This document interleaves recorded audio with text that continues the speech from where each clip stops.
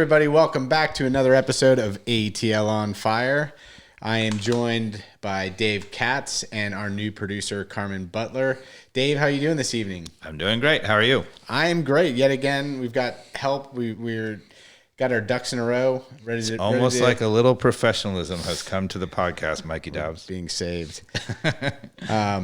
And importantly, we're all drinking a nice bottle of wine. It's a Rodney Strong, right, that you brought us to enjoy this evening? Yeah, apparently, I don't quite remember everything, but Rodney Strong was like an actor who moved to California and started a winery.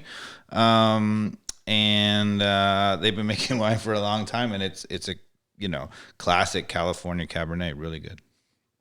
Yeah, that's just very drinkable cab. Mm-hmm. Well, thank you again. You're welcome.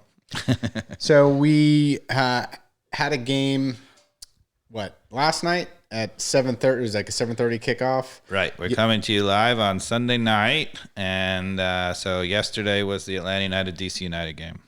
And, of course, Bally's rights to the game made it hard for us streamers to watch. So, again, using the VPN. Does that ever stop you, Mikey Dobbs? You have some kind of internet magic. I know, but it's still like jumping through hoops to it adds another level of stress. My parents, God bless them, they have the Comcast. Yeah. So they get that channel. It's only Comcast is the only one remaining. Oh, and Carmen is raising her hand. She also gets Comcast, which is a reason to stay. Should we put in our plug for Comcast? Like all Atlanta United fans should go to Comcast. Don't cut the cord. Stay with Comcast. It might be the thing to do for the time being. Can they be our sponsor, Mikey Dobbs? I don't know. I don't know about that. There's just too much history. Okay. Fair. And it's not good history. So, as we were talking about, the game is not one to really remember, but it's definitely in the bucket of ugly wins. And out of the games this year, I think it's the third where we've won it or gotten a goal in extra time. If I'm not just the third consecutive, Mikey Dobbs, where we scored at the end of the game. Charlotte, penalty kick. Montreal, multiple goals in the end. And now here again in the 93rd or whatever it was. So, as a Manchester United fan, they used to call that Fergie time. Yeah. Right. What are we going to call it here? Pineda time. It's not quite the same. We need something that rings. Trainee McTrain time. Did you see that terrible April Fool's joke from Darren Eales? I did. It was. It was. There was a lot of bad ones going around the internet. So, yeah, he's not afraid to go. Yeah, he's having fun, right? Good for him. Trainee McTrain face. What was it? This is a reference, right, to the in Britain, right? They had the public contest to see you could name one of the Royal Navy's ships, right? And they was going to make this great public, service or whatever, and people put it out. And the winner was Bodie McBoatface. And they quickly canceled that whole program. It was like a submersible, right? It was like some kind of Navy submersible. I was trying. What was the Bodie McBoatface. Atlanta mascot back in the day? It was something silly too. I can't remember. The one for the Olympics? I thought we were like, what is it? It's nothing. It was like the worst. It was very similar to that. It was like, what? Right. That's the best we got. All awesome. Right. Well, it's a great tradition in the ATL, apparently. Bodie McBoatface. So, what do you want to talk about in a game that, I'll just throw my quick recollection of just notes in my head since I don't have them written down. But I felt like Atlanta clearly showed they just had more class than DC. That doesn't mean that they played better or had more chances, but it certainly was relevant to me that, with Almada on the field. So that was going to be one of my questions to you. What did you think of Almada as his first start? I think he clearly made some mistakes, but one thing that is for certain, he is driven with what he's going to do with the ball in terms of he's committed to what he's going to do with the ball right away. And so that's one thing I saw even a couple times where, he made a crossfield pass that could have been brilliant. It came up a little bit short. He had some lateral balls that got picked off, but boy, in between, he had some real buttes as well. Like curling the ball around that was just class to somebody on the outside, making some moves after really bombing down the field at one point. He kind of had to go against the whole team, was smart enough to hold the ball up and just retain possession and move it across the field. Just a couple of things like that just showed his class. I think that he knows where he wants to go with the ball or the play even before it comes to him. It's really classy. Sometimes, for example, everybody comparing him to Barco, right? And maybe that's unfair, but Barco seemed like got the ball, would try to dribble in spaces, and then was trying to think about where he wanted to go with the ball. And there are times when Barco would start to dribble when maybe the early ball was on. You do not see that with Almada. A couple of times it's one touch or he knows exactly where it should go. It was, the ball where Lennon crossed it, the keeper punched it. It was shot by Martinez. It came back to him. He kind of did the same move where he scored last week, where he just did a little touch, didn't just slash at it, did a little touch, bent it to the far post. I think it bounced off Martinez or somebody. But again, it was composed. And one of the things I saw from him, he had a chance to have a free kick from, about 24 yards out at the top of the key. Not much power, but he did what I like, which is he put it on the frame. Put it on the frame. Yeah. And it was a pretty easy save for the keeper. But just a couple of things I like to see versus like PT Martinez, who was just shooting it over the crossbar all the time. The other thing I think obviously it's early days and you don't know whether it's really going to translate, but one of the things you rarely see, even amongst good dribblers, and Barco was a terrific dribbler, there were times when Barco was dribbling, his head would go down, and you got the feeling he wasn't always ready to make a pass while he was dribbling. Almada seems to dribble with his head up and is capable of making a pass at any moment while he's dribbling. That's not easy to do. No, he just seems very fluid and composed. Again, one of the guys that stood out for me, who didn't have like the best game in the world, but again, moments was the difference maker, was our friend Moreno, who got fouled repeatedly as always in the game. A couple of fouls I thought he actually should have gotten, he didn't. So what did you make of, DC United committed a bazillion fouls on us. What did you make of that? And then what did you make of the referee's sort of reaction to that and all the freaking yellow cards were given out? Yeah, I felt like the fouls against Moreno, he should have probably acted sooner on that in terms of yellow card, but I can't really recall the sequence of when all the yellow cards came flying out. Remind me. I thought the refereeing was awful. Yeah, I think most people would agree, but yeah, we've been talking about how maybe the MLS refereeing has been a little better of late, but this was back to the old dark ages of MLS refereeing. Obviously he didn't really kind of control it to begin with, and then there were a lot of fouls, and then bam, he started giving out yellow cards for every single foul. Yeah, the one that stands out was the one against George Campbell. Yeah. Where he's running and his hand is in a natural running position, and that happens in the EPL, and I've seen that be a yellow card in the EPL, to be fair.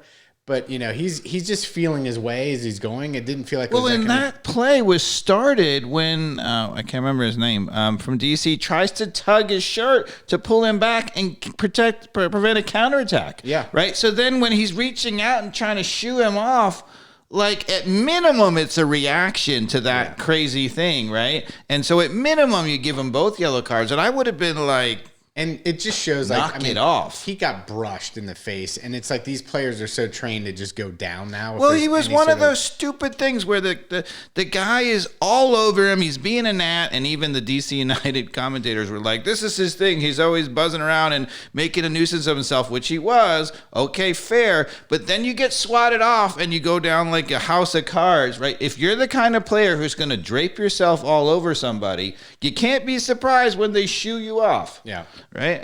Come on. And then one thing that was evident in the game, certainly the Campbell Franco combo didn't work at times. There was some miscommunication, some tough moments. that were either Franco's fault and or Campbell's fault or a combination, particularly the opportunity that DC had at the beginning of the game where Campbell, I think, played it back to Franco as a bit of a tough position he put him in. And then Campbell first tried to clear and made a terrible ball. And actually, we've noted this a couple of times where Campbell, his distribution reminds me a little bit of Miles, the beginning of the second year when he was finally playing, sometimes just giving it away poorly. I think that will correct itself, but it was the second minute of the game, and he gave up a ball coming right out of the top of our 18. Right, and then Franco tries kind of a silly turn. Franco made it worse by being a little cute. Yeah. Mm-hmm. So, and then, I thought Brad came out super strong and saved the day, too. Yep. So, great save on his alert part. And right on it. Yeah. And the only other note I have in my head, I think, is, I felt like, the cross I just mentioned, Lennon went to the end line, put in a really good ball that forced the keeper to make a punch. There were, 2 or 3 other good crosses that Lennon had in the game, including the corner kick, which ended up with a game winner. What did you think of Lennon's play? It's kind of classic, hard-nosed work, but felt like his crosses in this game were particularly so decent. You're talking about Almada in the 34th minute off the cross from Lennon. Maybe should have taken it the first time, but over and over in this game, most of our attack came from Lennon crossing and creating things. So, I think that's great. And one of the things that we talked about is that if you can get Moreno and Almada going in the middle, or Araujo when he comes back, now it opens up for Lennon. And what you saw in this game was Lennon being able to get crosses off without having to take the guy on, right? When you put him out wide and he has to beat the guy, it's not going to happen. And so in the past, we've expected him to do that. Now there's a lot of attention in the middle. They're spraying it out to Lennon, and he's now working in a lot of space. There he can really deliver a ball, and he's much better. Right. So is that why Gressel was good too? Because he had so much time. Absolutely. Back So Gressel was made, it was a similar player, could really deliver a ball.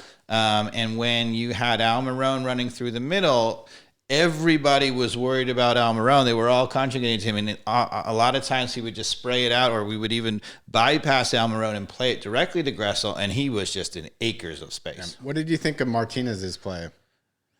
Pretty invisible. Pretty invisible, right? I was going to say the same. In fairness, again, coming off with the knee, coming off 2 internationals with Venezuela, played most of the game for them.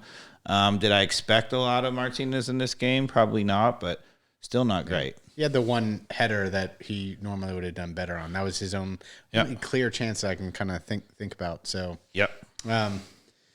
and so with that, I know you want to talk a little bit about our corner kicks. And I want to talk about the tactics of defending a corner, Mikey Dobbs. And I think, this game tactically is not a Van Gogh or a Picasso. But I think you saw a beautiful example of what to do and what not to do defending corner kicks. Here's my thesis statement, Mikey Dobbs, being in academia. Our coaching staff seemed to somehow cause us to get our knickers in a twist defending corners, right? I mean, it is so shambolic the way we've set up. And we're going to start, I think Carmen can pull up the clip. We're talking about in the 36th minute. Do we have the clip up yet? Yep. Here it comes. Okay, pause it for a second. Can we go back slightly to where it was paused? We want to show you where we're starting. Yeah, right here. So, we were, I think, a little bit beginning of the season playing absolutely straight zonal marking. This is definitely zonal marking, but I don't think it's 100% zonal marking. So we have 1, 2, 3, 4... right across the 6-yard box. They're clearly playing zonal marking. This is defensive corner kick in the 36th minute. We have 2 players right in front of them who are sort of zone, maybe marking up, and then 2 players who really seem to be marking up around the penalty spot. They're playing man-to-man. So I think it's a combo, but it's a terrible combo. Well, one thing that you'll notice doesn't happen on this is Gutman doesn't get trapped coming too far in and leaving the guy in the far post. He's at least far enough back to where he gets his head on it. Well, in fairness, I think what we're going to see over these next series of corners is the saving grace is Gutman. Gutman, I think, is single-handedly reading it himself, and he's playing brilliant zonal marking because he's not caught up in just going after the ball. So as we've talked about, here's the problem with zonal marking. There's two problems. So first of all, when somebody runs right in between two of the zone people, do you have them? Do I have them? Do we both have them? Who's going to get to the ball? And then even more importantly, depending on whether we win that first ball, zonal marking is designed to get us to the first ball. And then if you don't win it, right, nobody's worried about the second. And so a lot of times you get three guys going to that first ball, a ball gets skipped or mishit or whatever, and then a guy ends up standing wide open. Yeah. And you will see on this play, and you will see on, I think, on a further clip and a clip that's not available in the highlight package, all three times, Gutman is never ball watching as the second guy, and he bails us out. Thank goodness. And actually, I have to say, we talked a lot about this with Bello last year, that his real weakness is that he gets caught ball watching, and Gutman does not. I think he is a superior defender to Bello. All right, well, let's see it here. Come through. So show the clip. A nice flick to the back post, but Gutman completely reads it. Right. So there is a flick to the back post. We can let it go and go to they'll go to a. Oh, no, they don't show a replay on that one. So let's go back again one more time. So one of the things you've seen from Charlotte and you'll see again from DC, clearly the way they have set out to beat the zonal marking is to overload the front post to get a lot of players there. You'll see in this clip there's 4 DC United players starting at the penalty area 6-yard box. They kind of all go near post. That's going to take all of the zonal marking with it.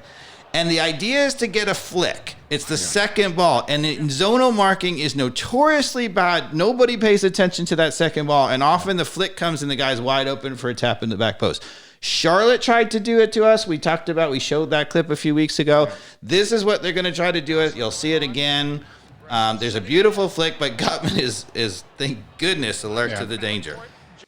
Now, he would have been really irresponsible to kind of run into the other 4 guys that were right in front of him on our team to leave that guy in the back post. But he did a fantastic job of reading the flick and getting on it. Well, the thing that he didn't do was just get locked in ball watching and then be like, turn around, where did he go? Right. He takes a peek. He knows where the guy is, and he's looking. And you'll see it, I think, again, if we now go to the 60th minute at 4:28 or something in the highlight package.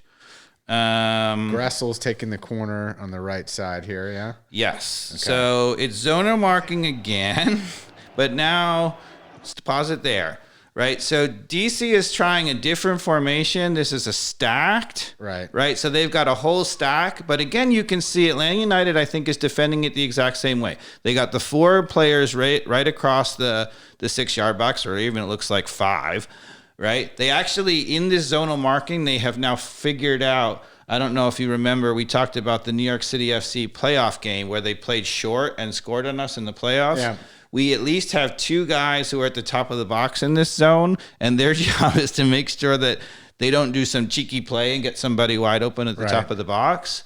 But again, you're going to see they're going to overload to the near post. And the guy at the PK, if you're watching here on the YouTube, is the guy who scores it, I believe.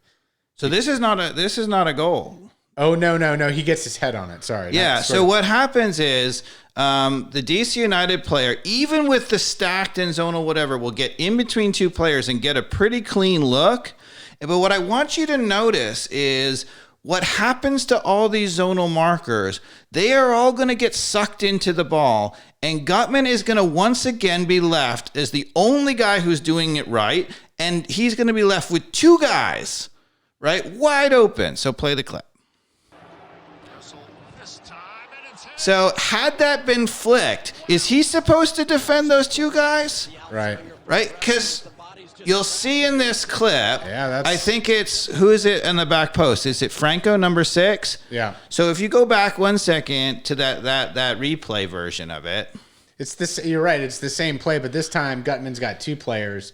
So well, first of all, I think maybe they've done this on purpose because Gutman is our left back and he's basically playing right back in this defensive corner. So maybe they realize he's the only one who can read it and they have to have that. But on this play, Franco is the back guy on the zone. And he never looks one iota to the guy behind him. He goes towards the ball and he leaves his guy wide open. Yep. Play it again. Oh, yeah, you can see it clear as day here. So at the back post, if that is flicked on, it's a goal. Yeah. Right? There is nobody marking him whatsoever. Yeah. And we go 4 or 5 players against 2 of theirs and still don't win that first ball. How is Franco not marking that guy in the back post then? Because it's zone. And so his job is only to be there, and he's thinking about, okay, if the ball comes into my area, my job is to go get the ball. The ball is not in his area. So right, he's just watching the ball, and he has no idea what the guy's doing. The first rule of defense is to get back, right, and turn your hips so you can see what's to your right and your left. And he's not back far enough in that play to see the guy who's right behind him. But nobody, with the possible exception of Gutman, is capable of doing it. Yeah. I mean, Franco's a good defender. Franco is not a clueless guy. There is, if he cannot get it right, then your average player, so a lot of the times it's not going to be Franco, maybe it's going to be a Marcelino Moreno or Almada. You think if Franco can't get it right, that Moreno or Almada is going to get it right? I don't know. Franco needs to start getting it right. That's all I know. Now, if we go now to 101 or something in the clip. Oh, it's basic. Right. Huh? So now we're going to talk about, it's an Atlanta United corner. Okay. Mm-hmm. And so I want you to contrast this. If you can maybe play it real quick and let 2 seconds and then pause it one more time. So pause it. It's a little bit hard to see in this clip, but DC United is also playing a sort of version where they have zonal and man marking, but instead of, we're playing with 6 zonal players and 2 man markers. They're playing the opposite. They're playing with 2 zonal markers and everybody else is man marking, which in my opinion is the much better balance. So they have a guy front post, they got a guy back post, and then everybody else is man marking. And what you'll see on this is that the thing that the coaches get so freaked out about, and the reason why zonal marking was invented on corner kicks, is because you can run a guy right off a pick. And that's what's going to happen here is that Martinez, and you'll see it, I think, better in the replay, Martinez is going to run his guy right off a pick and kind of get open for a second. But his guy still knows that he has to get there. His job is to get to Martinez. And even though Martinez gets open for a second, he still gets a guy getting pressure on him. There's still a guy accounting for him. It's not a free header. He gets a little pressure on him, and Martinez heads it wide. Yeah. So watch, I think they'll show it again on the, show it. Oh no, this is ours. Yep, that's the only one in this clip. Okay, so if you can see in there, it's a little hard to see, but go back 1 second to the beginning of it. Yeah, so watch there. So Martinez, you see him go around the back there? Go back one more time to that. So Martinez has got a guy, pause it. Yeah. Back it up one plane. Ooh. The YouTube is very touchy. Yeah. Pause it. Just pause it right here. So right now you can see 1, 2, 3 man marking, right? So this is not zonal marking. You can see it, right? There's a guy on each one of the players. It's Alan Franco, it's Campbell, and it's Martinez. And what Martinez is going to do is he's going to run right off of Franco's back and try to get around back post, to get around the back corner and be open. And he does briefly get open. He does win the header, but is still accounted for.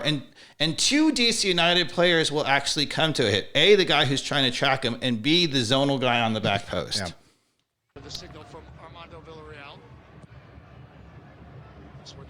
So there's a guy running right at him at the last second who ends up on the ground, right? That's a guy who knows his job is to get to Martinez, and so he's not wide open. Yeah.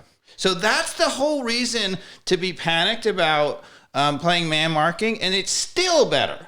Yeah. Even when when Atlanta does it right, which is when you have man marking, you should try to actually, play, run a guy off. Oh, I think we have a phone call. We got an ATL on fire caller. Is this Enrique? This is Enrique. Who's this? This is ATL on fire. Thanks for joining the podcast. How you doing, buddy? This is awesome. I'm doing great. Am I live now? You're live. Yeah. This is new technology in the works. You're on the podcast. Welcome, Enrique. This is awesome. Thank you, guys. I've been trying to call for the last 30 minutes. I left 2 messages already. Well, Dave's been talking rigorously about corner kicks and zone defending. So do you have any thoughts about the? Suck at. Yeah, we suck at zone. Exactly. See, the callers know. Do you have any thoughts that you want to share with us about the game against DC United yesterday? Well, I'm super happy that they ended up winning it, but it was we didn't create much offense. There weren't too many chances, and it was kind of boring, I thought. But I'm super happy that they got the 3 points. So as you're a guy who loves offense and likes to create chances, can you say anything about why you think they're not creating chances? I don't know. I mean, it's a really good question. I think Moreno, I don't think Moreno was – he didn't have a good game, and he usually plays a little bit more aggressively, and he puts really good through balls. But I don't know. He must have been like a little bit off yesterday, maybe. But other than that, I think it all comes down to the coach. I don't know if the coach is like in principle an aggressive attacking coach. He did play defensive midfield.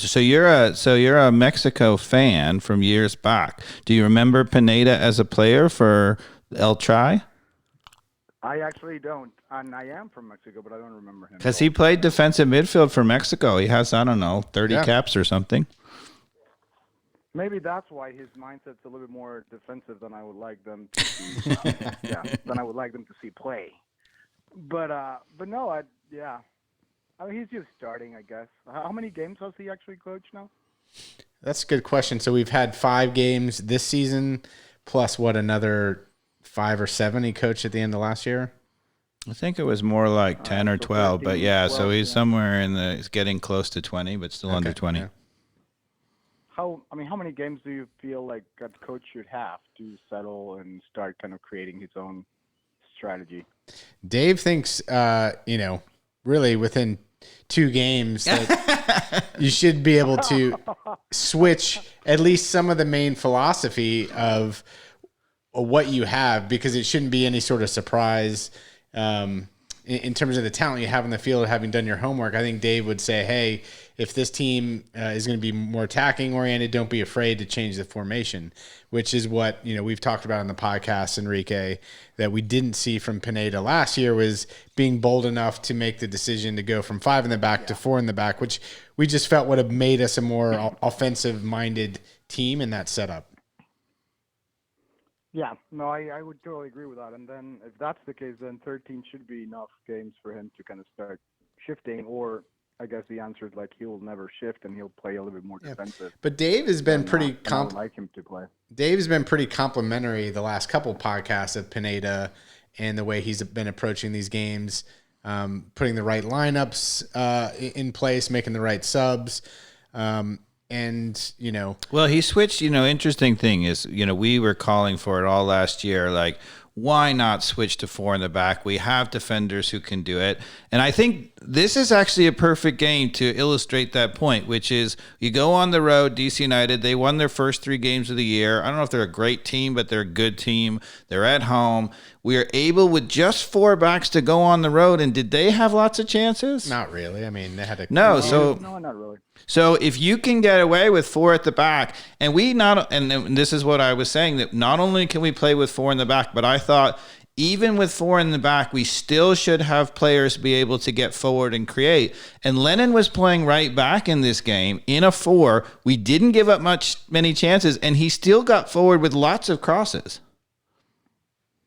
Yeah, that's a fair point. I mean, they didn't have a lot of chances. They didn't really dominate us or took possession of the game. I think it was blatant midfield for most of the game. They call that a cagey street fight. And there were a lot of fouls, right? Yeah, Moreno, I agree, didn't have his best game, but he did a lot of work and got fouled quite a bit at least in the first half, if I recall. He eventually got subbed off, didn't he? No, because he scored the game winner. Oh no, you're right. Duh. So no, he had to be there at the end. So okay. Well, what do you think about our subs then? Now that we're talking about the changes Pineda made, we saw Jackson Conway come on there, right? Yeah, I mean, I think that looked to me like it was definitely scheduled, right? So that it was Martinez coming off 2 internationals with his knee. Somebody said, basically we only want him going 60 minutes. It doesn't matter what the score is. He's coming off at 60. Yeah. I would have. Caleb Wiley is listed as a defender, though. Am I right on that? Yeah, he's classically an outside back, a left back. So I maybe the reason why he's not playing is because of Gutman. Yeah. Right? Gutman's been terrific. And maybe I'm just thinking like he should come on as a striker because he had that goal. I don't know, but we also had the new signing for a striker. I don't know if he's going to be training with the team. Or I don't know how many times he's trained yet. Yeah. But yeah, it's clear. I mean, Jackson Conway had a sitter in that game, if I'm not mistaken, right? That he totally missed. So missed his moment, man. Got to step up and that was our most clear cut chance. And Jackson Conway literally missed the ball. Yeah, 77th minute, great combination on the right. Gives Conway an absolute open look from 6. And he muffed it entirely. It did take a slight bad bounce, but man, you gotta have a shot on goal there. Just a firm, put it on some firm part of your foot and make the keeper. Yeah, it was woeful. I feel for him because you're not, you only have so many of those moments to make or break where things land in the future. So, Wolf hasn't. I was saving it maybe because of what I was going to conclude about our corner defending, but my new expression, Mikey Dobbs, you ready? What's that? Dire, abhorrent, and loathsome. Loathsome. Love it. So I think that was dire, abhorrent, and loathsome, Mikey Dobbs. I mean, Conway, come on. Your entire life you've been playing, trying to score goals from the 6, and maybe we're about to show the clip. It was... in the 77th minute of the game, but Conway. Yeah. Well, even if you take that one kind of aside, I mean, because we can all be unlucky, but he didn't show much. I mean, he didn't really create or kept the ball or fought when he left. I think we're about to show it, right? So it's played through the middle. It's Almada, right? And he slips a beautiful ball right to Conway. And actually the goalkeeper doesn't even pick it up because it comes to a stop before it goes to the goal. So Enrique, we're watching the YouTube video here, and Dave and I were talking about we thought Almada was pure class. What did you think of Almada? Yeah, I think he's playing better and better every game. I think, I like him. He's actually starting to step up and moving. I think he's pretty good without the ball. And you got to admire Enrique's optimism. Better and better each game. This is his 2nd game, so so you're saying it was better than the first? It's his 3rd. Is it 3rd? Yeah, it's his 3rd. He came on. Okay. It's his first start. His first start. I didn't know that it was the first start, but no, he's a good player. I think if he and Moreno can kind of start playing closer together, that'll be exciting. It'll be a little bit more like Almiron Martinez back in the day. So do you prefer, so we have 2 acronyms, right? So our star quartet, Martinez, Moreno, Araujo, and Almada, a lot of people wanted to call it Mama, but we're going with Yes Ma'am. Yes Ma'am. Because it's the South, right? It should be Yes Ma'am, right? What do you think? Mama's easier to remember. That's what that's it. Yes, ma'am. Just kind of pops. Mama's short, quick, catchy. Okay. So Enrique, are you drinking any red wine? And for the podcast listeners that listen to our wine episode, Enrique is the one that has the grape farm at his house where Dave and Enrique actually made their own wine, which I was extremely skeptical would even be drinkable and classified it as very good.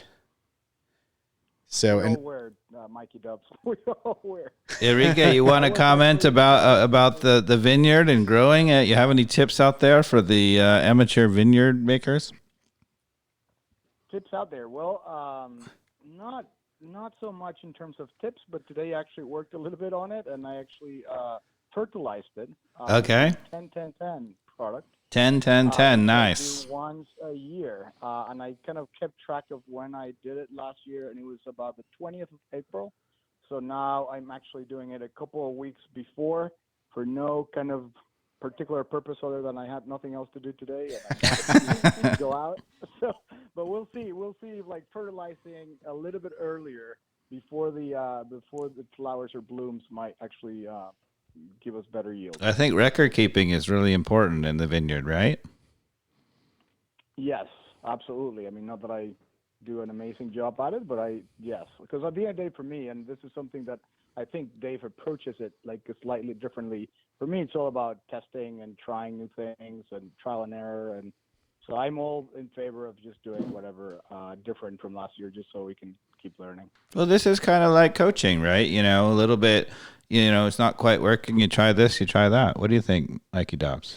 Well, I've yet to coach and I've yet to make red wine, so I'm going to leave it to you experts. But I am coaching my 6-year-old daughter, and that's coaching, Mikey Dobbs. I am learning quite a bit, especially with that group. Yeah, it is kind of testing and learning, and your advice to me on just kind of keeping it moving, and not having people stand in lines. Like, yeah, testing and learning different fun things like that just keep kids moving, and even felt like I had a breakthrough in terms of the way I explained getting them excited about passing it to one another versus just being hell-bent on running, towards the goal. And, So there's no Roy Kent in you. Oh, there is, but I don't know how to bring him out in that environment. It's not as easy as I thought it was going to be. You can't say that to the little girls, Roy. Why not? It's football. Yeah. All right. Well, thank you, Enrique, for calling in. You're the very first ATL on Fire caller. This is great. No, I think it's a great idea, and congratulations. Big fan of the show. Big fan of you both. So hopefully we can drink some wine together one of these days. Okay. Looking forward to it. Overdue. Good to see you, or good to talk to you, Enrique. See you guys. See you, man. Bye. There we go. All right. Enrique. You get a producer and all kinds of fun stuff happens, right, Mikey Dow? And yeah, if you all don't remember Enrique from one of the podcasts as a guest in the past, Enrique might be one of the biggest soccer fans on the planet, right, Dave? Like he Correct. just lives and breathes soccer. That's correct. I think it's what he gets up, he turns on the footy, he goes to sleep, he turns on the footy, and when he's not watching footy, he's playing footy. Or dialing into ATL on Fire podcast. Dialing into the podcast. Correct. Okay, so just we got a little interrupted, but I wanted to finish our corner kick tactical analysis. If we go to around 6:48 in the highlights package, this is the game-winning goal for Atlanta United, right? So DC has the proper defensive, corner again with two, and I think you can see it better here on this clip. They have two zonal players marking the front and rear post, and the rest are absolutely man marking. Let's see if we can get it queued up. It's probably right about here. Yeah. There it is. So maybe if you play it for a couple seconds, see if they zoom out a little bit, we can see more of the formation. A lot of yeah, pushing. stop it. So yeah, here you can see perfectly, right? So DC has two players in the 6-yard box who are clearly zonal because there's nowhere close to him. Atlanta United has all the players around the penalty spot. They're all making runs towards the goal, and yet they still have two players inside the 6-yard box. So those two guys are zone, front post, back post. Everybody else is man marking. What I want you to see, actually, even before we show the goal, is that if you play another 2 seconds, what you'll see is that one of the Atlanta United players, and I can't quite tell who it is, stops at the penalty spot, right? So that's the player whose job it is. If they get a lousy clear or whatever, against the zonal marking, that's the guy who's wide open when the ball just falls and he scores the secondary ball. But you'll see, because it's man marking, the DC United player never runs towards the ball and stays with them. Even though there's a guy sitting a couple yards outside the penalty spot, he's still being marked, Mikey Dobbs. Yeah. Right? Yep. Now, so one of the things, so after this happened, the first thing I said to our group that we were watching the game with, I was like, "Uh-oh, that's coming back." I was like, I think Moreno had a push to get the separation. Okay, stop it there. So you can also see here now beautifully in the second clip, you can clearly see the two zonal marker front and near post and all the Atlanta United players coming in. And if you'll play it another 2 seconds, you can really see one of the Atlanta United players stops at the penalty spot, and the DC United player is looking straight at him. He's not looking at the ball, he's man marking, right? So if you leave it here too, one of the things that was the question mark for me was did Moreno unjustifiably push? And at first I thought he did, and I was like, oh, that's coming back. VAR is clearly going to say Moreno pushed him and created the separation. What makes that not true is he was clearly one of the guys that was being marked 1v1. Okay. And they were both clutched arms on arms, right? And so that's what makes that a call that you don't pull back for pushing. Is basically like two guys grappling. He pushed away, the defender pushed away, and there was separation. So for me, that would not be justifiable in terms of a penalty against Moreno. I was curious what your thoughts on that were. I completely disagree with you.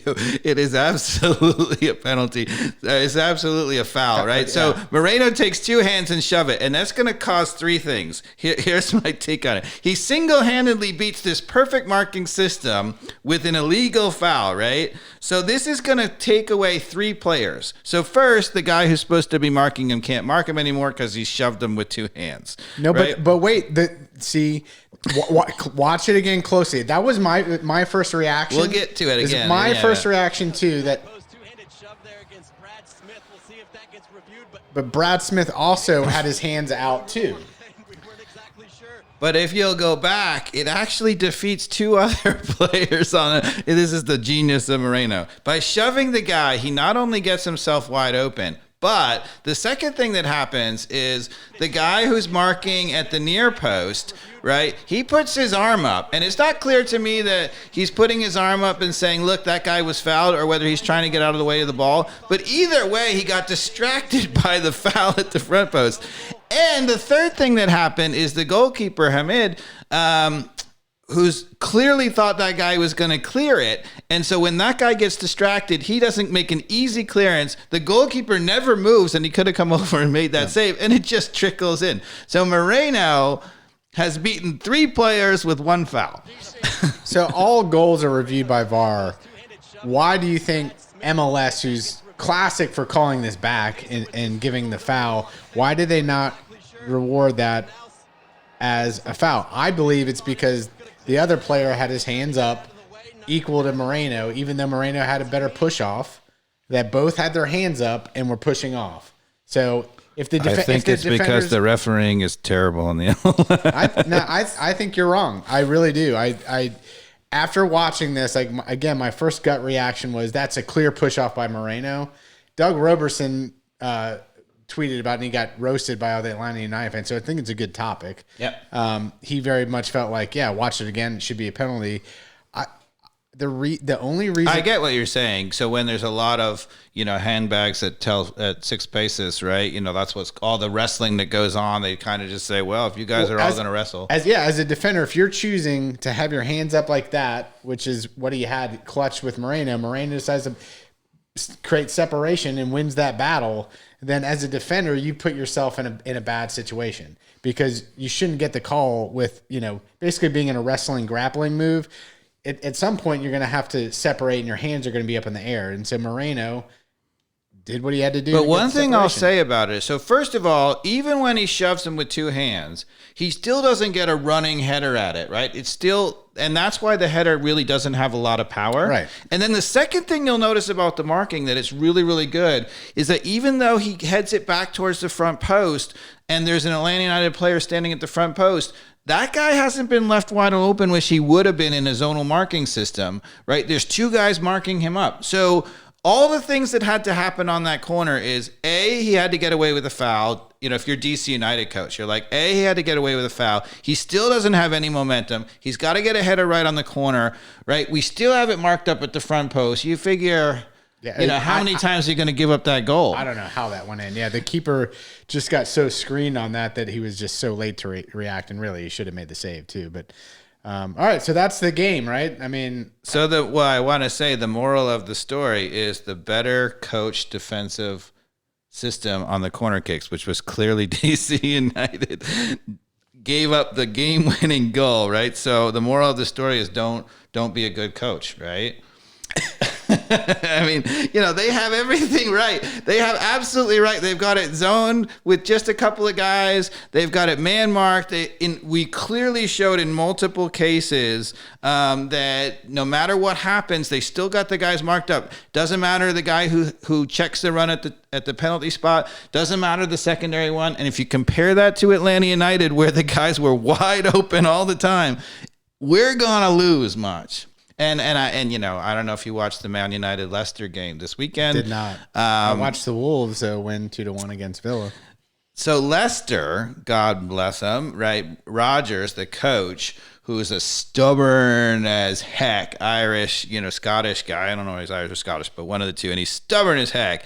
He has a pure zonal marking system. He refuses to change it. And you know how many goals they've given up on corner kicks this year?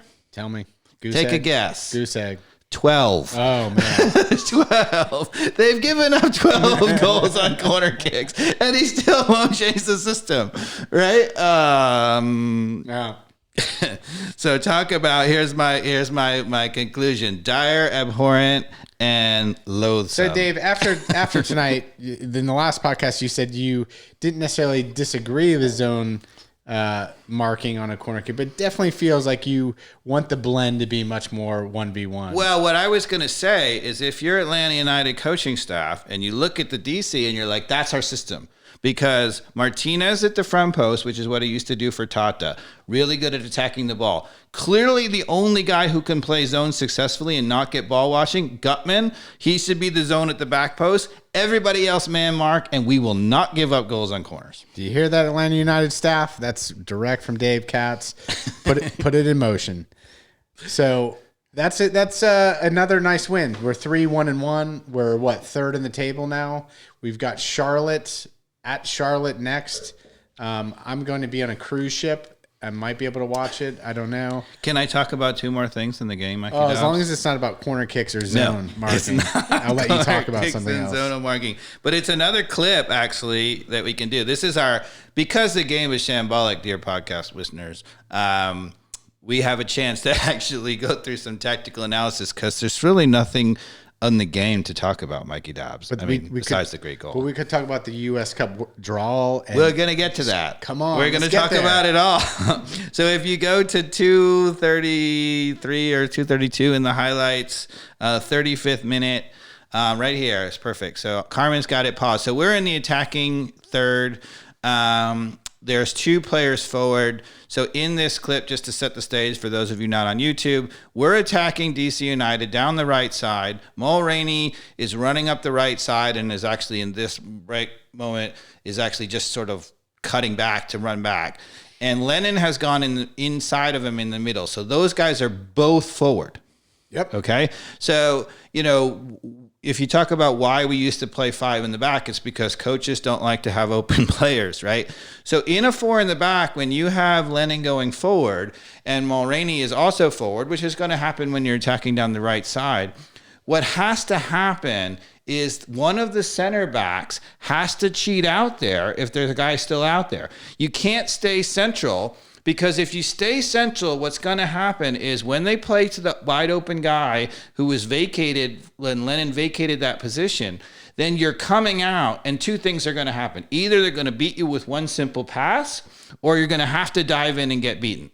And as you'll see on this play, Alan Franco is late coming out there. He's standing in the middle. He comes out there. He's forced to dive in. He gets beaten. Now, before you play the clip, What should have happened is Alan Franco should have been shading out there to begin with, right? And then you say, okay, well, that leaves you a little bit vulnerable down the middle, but that's why you have a defensive midfielder. In this case, it's before, I think, Sosa comes on, so it's still Alonso, but he should be sitting in the middle, so you're not just leaving Campbell on an island. You have Campbell and the protection of Alonso. So play the clip. See how he's late getting out there, and he's forced to dive in, and now you're in trouble. Guzan makes a terrific save because the guy runs right in on goal. Gutman gets back in the picture, and watch him get back in the picture. He covers the guy on the back post beautifully. Yeah, he did a nice job cutting. He didn't just run straight back. He ran right into the path of where that pass would have gone. Yeah. That's something that we didn't see from Bello again all last year. Again, brilliant by Gutman. I think we see over and over that not only is he good going forward, and I think most of the Atlanta United fans are noticing that, but defensively, he is terrific, Mikey Dobbs. Yeah. I don't understand, actually, why not have Gutman in the U.S. national team picture? He might be soon enough. So, and before we go to talk about the U.S. national team, the other thing I'll say is Mulroney as an inverted winger. Not working for you? Oh, my goodness, no. Yeah. I mean, yes, I know all the people, you can call in and tweet at us and say, yes, he cut in and scored the goal. It was a critical goal earlier in the season as an inverted winger. But he's out there, and so many times we play it out to his right foot, and he just cuts it back in, kills the momentum of the play. It's just terrible. Yeah, he didn't have a great game. So, Araujo, when do you think he's going to get back? Well, I was wrong. Aren't you going to gloat? No, I'm not. I want him back. My prediction. Yesterday. I made 100% surefire, 100% prediction that he was going to play in this game. I was wrong.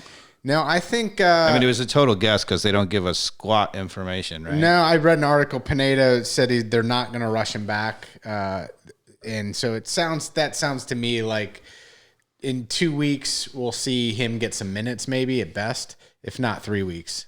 So I think it's another 2 or 3 weeks before we see even minutes. You might say, Mikey Dobbs, that the information the club provides about injuries is... piss poor? Dire, abhorrent, and loathsome. I was going to go with piss poor, but I like your words. They're fancy. Tomato. Okay. Yeah, everybody's got their own. Okay, so, as we talked about early in the season, we weren't going to be strong coming out of the gate because of all the different players. Sosa still hasn't played a full game. Araujo played, but then got hurt. We still haven't seen the full ma'am or mama. So if Pineda can, we said we got to win ugly, and he has, right? And so now if he can get it together, he is already sitting at the top of the table. We're already in third, right? Yeah. And I mean, even with Moreno, Almada, and Martinez, if we can get that clicking, I like Josetu still in the mix there. So I think, we'll see some good things. Now, Josetu limped off with a hamstring, right? Oh, did he? It sure looked to me like a hamstring. I thought Alonso was going to be out too at that moment where I don't know about him. He got kicked, and it was really hard to see whether or not that's a legit, or not. But Josetu, he pulled up on one of the plays, like you could see about 2 or 3 steps. He started reaching back for it, and that move, right? Yeah. U.S. men's national team talk. Okay. Well, so I should point out, what I'm wearing, right? You want to describe for the podcast listeners? It's the She Believes Cup. Billy Ellick will love this one. The U.S. men's national team had their draw, right? Yeah, so this is the Women's World Cup squad, and I'm talking to you, Men's World Cup squad. So the women seem to win the World Cup, Mikey Dobbs. So I thought in honor of us qualifying for the Men's World Cup, I would wear my Women's World Cup shirt that maybe it'll rub off. I like it. And you know what that brings up to make it rub off is a little ATL on Fire trivia. No. That is steered around... I might need the to U.S. refill national my team glass. soccer. Okay. And I'll start it off with a question about the Women's World Cup. Dave. Oh, boy. What year is recognized to be the first FIFA Women's World Cup? What year? The first FIFA World Cup was in China, and it was... That's correct, by the way. Well done. Let's see. It was 80. So I was... No, sorry. I was 17. I'm going to reveal my age. So that would have to be 92. So close, 1991. Well, give it. Okay, I could have worked back from when the cycle we're on, but yeah, okay. Well done, though. That's pretty strong. I for whatever reason, I would have thought it was earlier than that. There were some international games kind of leading up to that in the 70s and 80s, but even in that one, it sounds like FIFA was hesitant to call it the World Cup, which they later back in, it was like the M&M in World Invitational or something like that. Don't know about that. We had a fantastic team. Michelle Akerstall up top, Mia Hamm, Julie Foudy in the midfield. I mean, that was a team. I mean, Mia Hamm, how many posters was and she on? With Anson Durance as the coach, who was the North Carolina coach, I mean, we just steamrolled in that World Cup. So, Dave, off to the men's side of things, since we had the draw the other day, which I went up to the brick store in Decatur, watched the most dramatic ping pong ball operation ever. They drug that thing out like an hour and a half. Yeah. That aside, what is the best result the U.S. has ever had in a World Cup? Oh, it's 1950 semifinal. So close. You got the year wrong, though. Oh, really? So, I mean, the first two World Cups we played, and we beat England in 50, and I thought that was to get to the quarterfinal. I thought we got the semifinal. So, in one of those first two World Cups, we were in the semifinal. That's correct. It was 1930, though, with the first World Cup ever. We made it to the semifinals and lost to Argentina 6-1 or something like that. You have to remember, do you know how many teams played in that tournament? Probably not too many. That's I think it was 8. So there's some context. Yes. Okay. Yeah. So, you win one game, you're in the semifinal. So within a 10-year buffer, Dave, what year did the U.S. play their first official international game? Oh, my goodness. Well, so obviously we were in the 34 World Cup. So when was their first international game?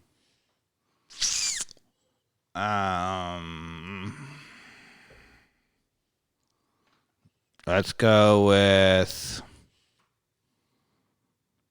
It can't be that much earlier than that. So I'm going to go with like 1917.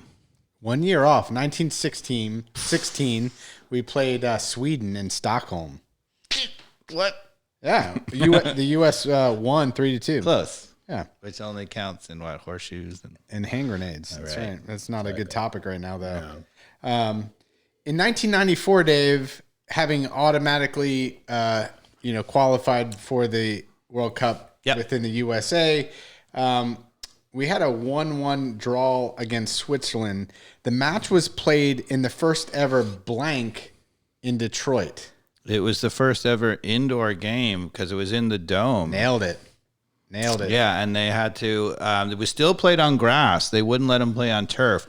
They actually had to assemble the grass field in the dome. And because the grass was giving off, breathing, right? Carbon dioxide, taking carbon dioxide and whatever. Then there was like a haze that was building up in the stadium because it wasn't designed for actually breathing that way. Not only getting it right, adding some more facts to the trivia. Yeah. So I think you're going to get this one right, too, from your previous answer. In 1950, in the World Cup, the U.S. lost their first match 3-1 to Spain, but then beat this country 1-0, which is widely considered one of the greatest upsets in football history.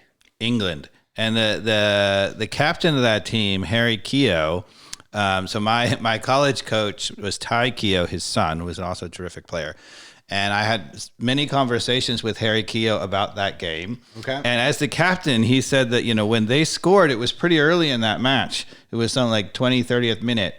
And, everybody was really excited. And he said, my job was to say, what the hell did you go and do that for? If we were going to win this game, we had to score in the 90th minute because we're just going to piss them off. And we're now going to lose 8-0, right, 8-1, I mean. And he said it was a lot of, let's see how far and wide we can kick it and how much we can delay. So Dave, how many times has the U.S. played England in the World Cup? I thought some people were talking about that we had played them twice. But I'm trying to remember. I mean, that was the epic game. I know we have never lost to them in the World Cup, which is bizarre. And if it was in the modern era, like if it was in 90 or whatever, we got killed in all 3 matches. So that can't be it. So I can only really think of the one match, but I heard that maybe it was twice. Is that true? That's spot on. 2 is correct. When was the second game? 2010 in South Africa. Clint Dempsey scored a tying goal, I think, make it 1-1. Right. Yeah. Okay. So well done. All right. That's it. That's ATL on Fire trivia, I believe. Look at that. Nice. Which leads us to the draw on Friday. Yeah. We've got England in our Group B. We got Iran, and the question mark now is who's going to be the 4th in the play-in, Wales, Scotland, or a very outside chance of Ukraine. But before I ask you who you would prefer of those 3 teams, that's still to be determined. What I wanted to talk about was the history of the way they do the draw. So we first qualified in the modern era for the World Cup in 90. And then in 94, we played at home, and we qualified in 98 again, and in 2002. And one of the problems that we have had historically is because of the way they've done the pots, it used to be done by region, right? And so CONCACAF had a historically poor rating, right? Because U.S. and Mexico were decent. Mexico was good. We were mediocre. Yeah.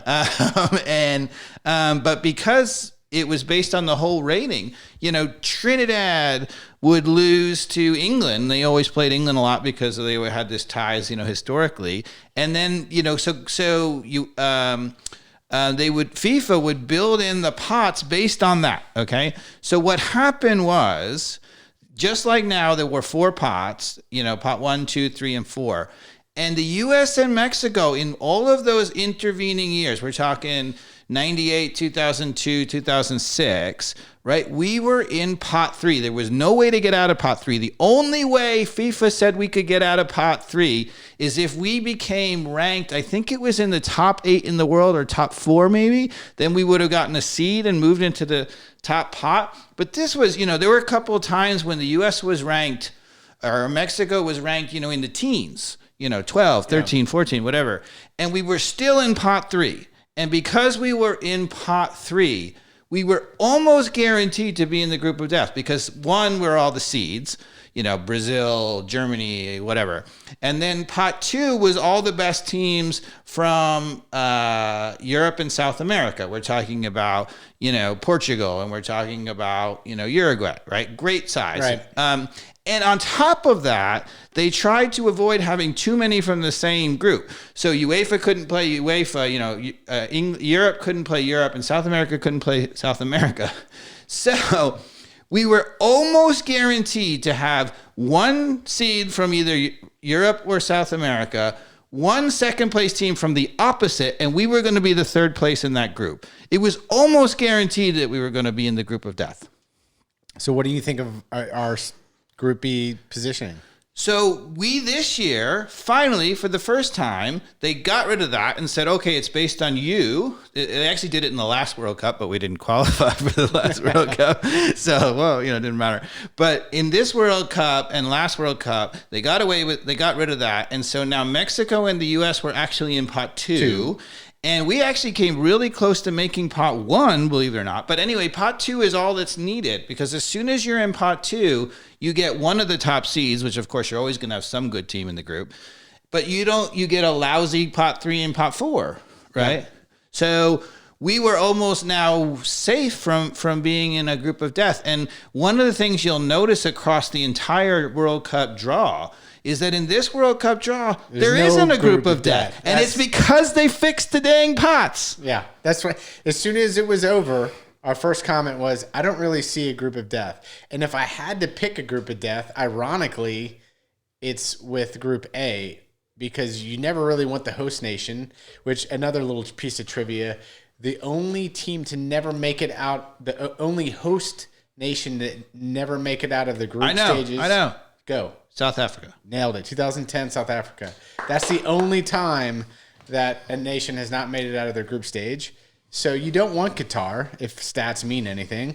You don't want to play Senegal, who is one of those teams is just an X factor. Mm-hmm. They won did Senegal win against Egypt, right? In the Africa. Yep, they won in Africa. Yeah, and then you've got Ecuador, which plays in the hardest qualifying, one of the hardest qualifying campaigns in Colombia and Ecuador are always really good teams. So and then Netherlands, right? That's Group A. Yep. That's a pretty tough. It's a pretty tough one. I mean, you could make an argument, but again, I agree. It's just much more even. You look at, I think, is Belgium and Germany in the same group too? I have to look. I don't know it right in front of me. Carmen can Maybe keep me honest Carmen in can that. verify it for us. But so our group, England, Iran, and then so first of all, the question is, who do you want of Wales, Scotland, or Ukraine? Well, I don't think you want Ukraine for reasons of emotion and the world cheering for them. No offense to their, to their good fortune if that they do make it, but I want U.S. to win. So I think everybody would be a little wary of matching up against them. And I like the idea of England having to play Wales or Scotland. So that just adds pressure to England. Yep. If it's one of those two. So I'd want it to be one of those two. And they're going to play that team in the first game. So we play Iran in the first game, and they're going to play whoever Ukraine. Which I think is a better order of things, because I think if we were to play Iran in a game that was of consequence, there's so much emotion there. But if it's the first game, which it will be, hopefully we can just have the young talent that we have, not have any sort of memory of. I think we lost to Iran in 2014 or 10. Maybe 10, 2-1. Yeah, 2-1. So I don't know. I think I would prefer Scotland, to be honest, if I had to pick who the other playing team was. Gareth Bale, some of the other players on that team. Wales has a few good players. Yeah, they've got the Arsenal. Scotland has a decent team overall, but it doesn't have any players who really scare you. Is McTominay also Scottish? Well, he's Scottish. So okay, so they've got some good players too. So they've got McTominay. But McTominay doesn't scare you the way that Gareth Bale can score a goal single handedly. Yeah. McTominay is not going to do that. But they've also got who's the Arsenal player from Wales, right? Is it Tierney? Aaron Ramsey is Welsh, but he doesn't play for Arsenal anymore. But who, I don't know. But either, I don't have too much of a sway on which we should beat. If we're going to make it anywhere, we should be able to beat those two teams. I think that you're right on that. You want Scotland, and I love the order of the draw, because I don't think, you could have said maybe playing England in the third game is best, and maybe you would have already, won 2 and qualified. I don't think it's a problem playing them in the second game. I don't think you want them in the first game, because if we play them in the first game, you have to give everything you have. And if you don't come up with a result, you lose. Now you're, a little bit tired and all the other things, and now you're up against it. So I think you can now put everything into the first game against Iran, hopefully get a result. Yeah. And then if you're a little tired against England, if you happen to lose the game, it's not going to kill us. Yeah, I like your thinking. And, again, the U.S. England game is also just going to be a hell of a lot of fun to watch and, start poking some of our. We were going through on paper, and England is I think the better team on paper. They're certainly a more mature, older team, but man, player for player, we have some big time players playing in real Champions League teams, playing really major roles for those teams. We can stack up against an England. I mean, we're real young. We're going to be probably the youngest team in the entire World Cup. Yeah. So what do you think? We get out of the stage? I think so. I mean, you got to favor us to get out of the stage. I feel like there's 60 to 70% chance. The other thing is if form holds. And so one of the things you should, so there's two things about this World Cup. So because of the draw and having two good teams basically in every group, you got to figure that there are going to be some upsets, of course, but by and large, the good teams are going to move on. You're not going to have a group of death where you're going to lose one of the good teams right off the bat. You could even, for example, have the best 16 moving on into the 16. So that's awesome. The other thing about this World Cup is, so typically the World Cup coming at the summer, the players have had a huge long season and the stars really haven't performed because they're exhausted. They've played Champions League matches and they've played club matches and they've played cup matches and whatever. This year, for the European players, it's an absolute dream. They have preseason, they have September and October to get in perfect form. Then they go off to the national team. They'll be rested in perfect form. I mean, you actually should see the best players really show up in this tournament. Yeah. So I love that. And usually that would work against the United States because we might have some MLS players. When we have MLS players, there was typically an advantage because we're in mid-season form normally in the summer. But we actually would have been at a disadvantage, except for this team is mostly a European-based team. Yeah. Our top starting lineup, with the exception of probably Robinson and Zimmerman, the two center backs, who are probably going to be the least tired players, is all Europe-based. You think they'll be the least tired? MLS is still in full swing at that time of year, heading into. Sure, we'll be at the end of the season. They'll be tired from a whole season, but at least they're center backs. Center backs tend to be able to be more okay. Yeah. So we'll play England. The 27th, day after Thanksgiving. Day after Thanksgiving, awesome.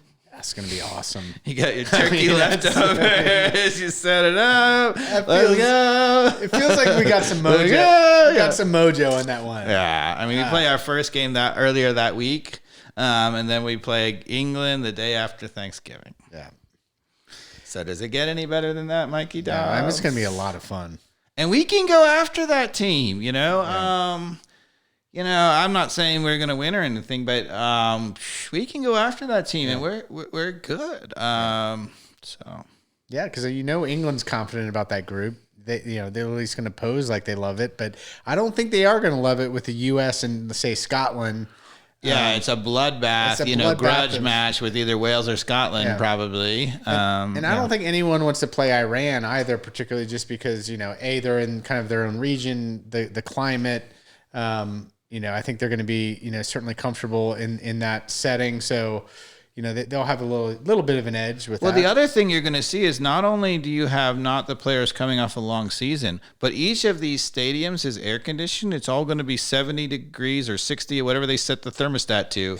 And, they're typically playing in the hot summer heat, even when they play it in cold places. It's hot. Remember in 94 in the U.S., those matches were hot. And the players in the second half, they were like walking around. These players are going to be in mid-season form, not at the end of the season, and it's going to be perfect temperature field. So you might actually see some really dynamic, play. So what fields are air conditioned here? Tell me about this. All the fields are there. They're all indoor and they're all air conditioned. That's a little factoid for me. I didn't know that. Because otherwise it's 110 degrees there, Mikey Dubs. I think in the summer there it's like in the 90s, I think they're all indoors. Winter, for us. And I don't know. It's still winter in the northern hemisphere for them. Sure. So I think in the summer it's like 105, 110, but now still crazy hot in the 90s. But I didn't realize that all the stadiums are air conditioned. I believe they're all indoors. So if that's the case, why the hell are we not playing over the summer? because they said that the games would be okay, but even the fans milling about. Who cares about the fans? They're going to have They've people having. They've got cold beer. They're going to have England, which is going to be weird in that area, right? Again, just are like they even allowed to drink there? It was against the law to drink in the stadiums in Brazil. They're like, whatever. The sponsor's Budweiser. Let's make it happen. Your morals don't count when it comes to sponsorship in FIFA. So I'm sure that Saudi Arabia is gonna. Where there's a will, there's a way. Qatar is going to bend the rules. Well, interesting. So this is another thing, right? So the correct pronunciation of the country has always been Qatar, but everybody in the U.S. has always been calling it Qatar for years. And actually, they just embraced it. They're like, oh, we're hosting a World Cup. So they actually, how they have their airlines that they fly over the world? Their commercials used to be Qatar Airlines. Now they're Qatar Airlines. Yeah. They changed the pronunciation of their country to accommodate us stupid Americans. Now you're going to make me totally nerd out. I watched a YouTube thing on this, and actually somebody from Qatar, which they said it's actually a little bit of a G in there. It's Qatar, which it's a subtle thing, but it's more what you're saying, which is Qatar, but it's like a little bit of a G in there. I'm not even going to pretend to do it right, but it's not purely Qatar. It's like gutter. So, I don't know. So there you go. You don't want to end up in the gutter, Mikey Dobbs. That's where our young team might end up in the World Cup. But yeah, I mean, come on, right? So, and the World Cup final is December 18th, the week before Christmas. I mean, sitting by the fire, watching a little football. We'll be here. Right here, watching. Dear podcast listeners, Yeah, that's going to be fun. We'll have to do a podcast, maybe do a live. I don't know. We'll do something different. Right? And the bottom line is we qualified. Yes. Right. And so here's the thing, too. This is the last qualification that might ever have any sort of real tension, right? I know. Because they're expanding the World Cup. Two things are going to happen. One is the next World Cup we're host. So us, Mexico, and Canada are all hosts, and I think are all automatically qualified. Right. So, yay, party in the North America. Right. And then the following year, it's also expanded. Yeah. So they're going to 48 teams. So there's going to be, right now it's 3 automatic qualification and 1 playoff. They're going to go to 6 qualifiers for CONCACAF. Right. So that's anybody who gets in the hex, the famous last hex, everybody's in. Yeah. So I mean, now Panama and Costa Rica, sure, join the party, but really is Honduras and El Salvador. Like, if we can't figure it out at that point, like, it's a true, like, we did lose to Trinidad and Tobago. Yeah, but that's not going to happen again. Right? I mean, no, like, there should never, ever be the type of tension that happened in 2018 when we didn't qualify. And to be fair, like, it was pretty cut and dry. Like, we going to qualify as soon as we beat Panama 5-1.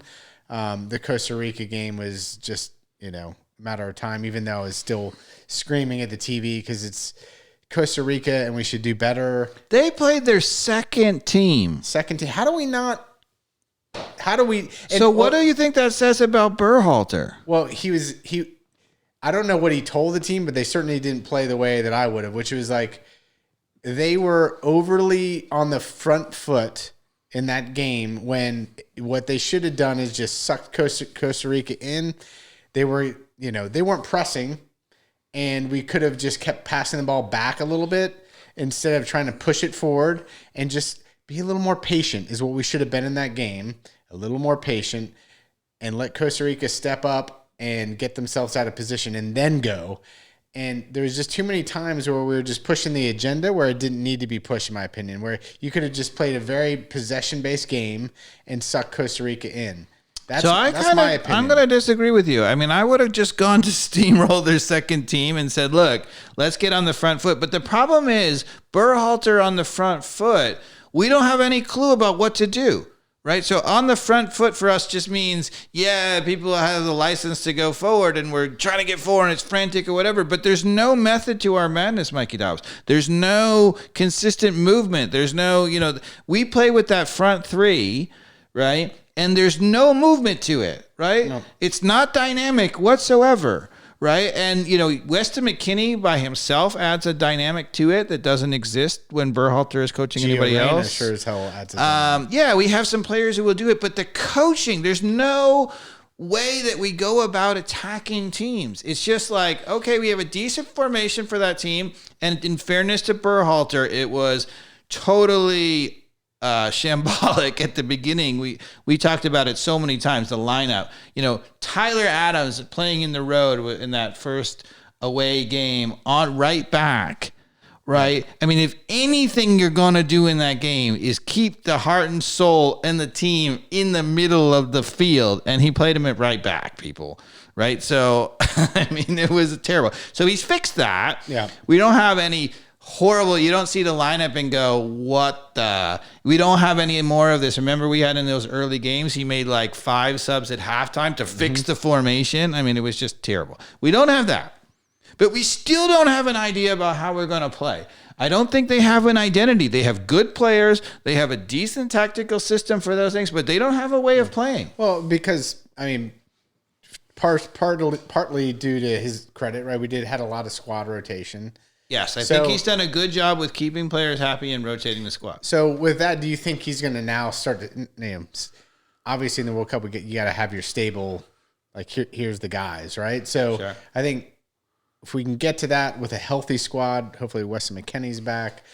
Who else is injured? Somebody else got injured recently, right? Not just McKennie. I mean, Tyler Adams Dest. was later, but Serginho Dest was out, for these games. Dest was out. And, of course, Gio Reyna was out for most of qualifying after he got hurt in, like, the second game, right? When he came back, he's like, I'm just going to dribble the whole the entire Mexico team. If you haven't seen that, dear podcast listeners, just Google search on YouTube or YouTube search Gio Reyna versus Mexico. There's about a 45-second clip of him dribbling through the entire Mexican team. And I mean, I know it's just a joy to watch. I know that, like with anything, it's all about the final moment, but boy, that was one more cut away from being Lionel Messi, Maradona. Maradona, is the real one. Yeah, that reminds you of. No, the because real it started at midfield like Maradona did. Yeah, it was special.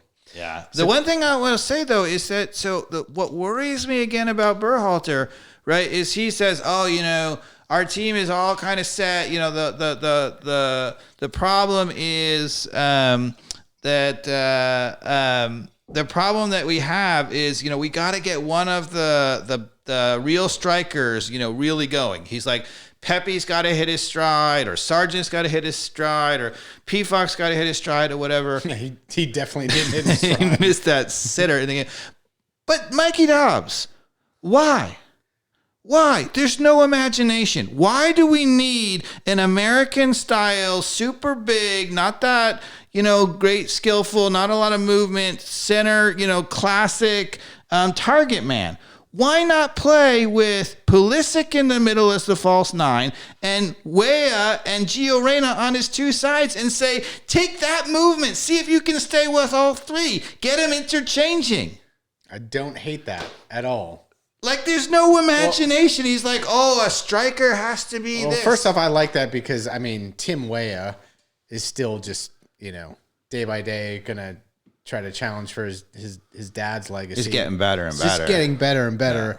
Yeah. And As is Gio Reyna, who's just so young. So yes, it'd be pretty fun to take that risk and see if those two on the flanks with Pulisic up front, who Pulisic's so good at darting around. And the funny thing is he's like, we need a classic guy to be on the end of those crosses. So have any of those guys ever gotten on the end of a cross? No. You know who has gotten on the end of a cross and headed the ball in the goal? Pulisic. Yeah, I mean. Right? So, he's tiny and blah, blah, blah. Who cares? He makes great runs. Yes, it's timing, people. Timing. Right? Nobody says, Sergio Aguero, I wonder if he can score goals. And what's his name who plays for Norwich, who's the striker? Sargent. Like, still waiting for him to, he's like, 6'4", 6'5"? Yeah. Like, still hasn't had the header. Like, no. Still waiting. Still waiting, people, waiting. Yeah. And I'm okay, we've got DK and P-Funk and Sargent and all these guys, they're the Josie Altidore of the current team, and they're big and strong, and they're much more skillful than they used to be. But, They don't have great movement. None of them have blown me away with the movement. And to be honest, they're not even phenomenal finishers, right? Yeah. So maybe you can get one of those guys if they're a phenomenal finisher, but we don't need it. All right, Dave. I like your thinking. Anything else to talk about? No, I believe we've talked about more than it all. We have. We've crushed it. And, We even had the very first ATL on fire phone call. We did. And there'll be more of those to come, I think. Thank you, Carmen, for making you. it all possible. I mean, the future is limitless now that It is. It is. Can focus. and we'll get you on a microphone one of these days so that you can join in the discussion, because I know you're dying to put in things, right? So we'll see. Well, you have a microphone, but we're going to get you a proper microphone. Yeah. All right. Thanks, Dave. Thanks, Carmen. Thanks, listeners. Take care. Ciao.